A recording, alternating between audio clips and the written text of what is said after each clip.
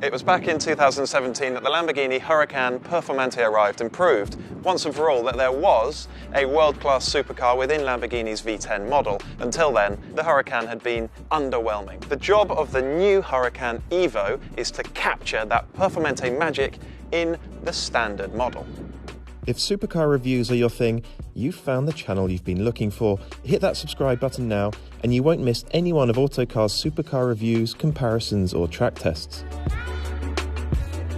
So how do you go about infusing the standard Huracan with some of the genius of the Performante? Its uprated engine is a good start. The Huracan Evo uses the same 631 bhp 5.2 litre normally aspirated V10 as the Performante, albeit with its own engine management software. But the engine is all that's been carried over. For the Huracan Evo's chassis, Lamborghini's engineers more or less went back to the drawing board. New for this version are rear-wheel steering and torque vectoring. Also new is Lamborghini Dynamic Vehicle Integration, or LDVI. That's a central brain that issues commands to the rear-wheel steering, the torque vectoring, the dynamic steering, the magnetic dampers and the four-wheel drive system, so that all of those parameters work together as one for the best handling results. In fact, LDVI is so smart it can actually predict what the driver will do next, priming the relevant systems in anticipation of the driver's input. All of that makes the Huracan Evo Lamborghini's most agile and responsive road car so far. Aero tweaks increase downforce and reduce drag, while the cabin gets a slick new touchscreen in the centre console. In the UK, the Huracan Evo costs a lot. It's now £206,000, which is about the same as a Ferrari 488 GTB. First impressions, you still feel like you're sat slightly high. You're actually not. It's purely because the roofline is so low. You are sat on the floor. 5.2 litre normally aspirated V10. It's still spectacular. For my money, one of the best performance car engines on sale right now. More power, and the car feels quicker. It really does. It's so fast. Once you get up to 6,000 RPM or something, it flies, and then it spins all the way to around 8,500. So you've got such a wide power band, and it sounds spectacular. It's one of those engines that makes you think turbos are evil.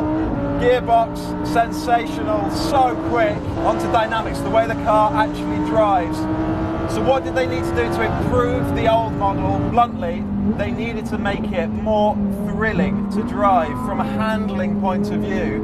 The original Huracan was just a bit flat-footed, just not as wild, not as exciting to drive as it should have been, despite the engine, despite the soundtrack and the performance. You would always choose a Ferrari 488 GTB or any comparable McLaren for one blast around a circuit. The Performante put that right, and that's what this car needs to do, capture some of the Performante's magic. And I can only tell you what it's like to drive on circuit, obviously. First impressions are very, very positive.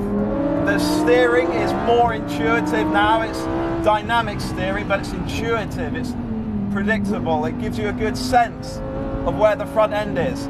I think it's got a more resilient, grippy front end. We are on the optional P0 Corsa tyres here, do have more grip, and so you've got a good front axle. The car feels super agile. It feels light, nimble, poised, really well controlled on circuit here. I'm in sport mode at the moment. It gives you that amount of slip so you can make the car slide. That's where the car's playful, and it's really enjoyable, rewarding, engaging. It does what you want it to do in that mode. You can chuck it around. There you go. It feels fantastic in that mode. Through this long, cresting right-hander, the car wants to understeer. That's the one corner that really does catch it out a little bit. The front end does start to wash out. Any road car through there is going to want to push on.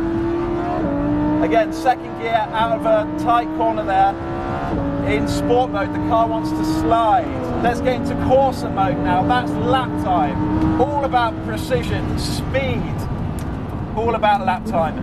In the same corner, the car will not oversteer in the same way. It's planted. It's absolutely tied down.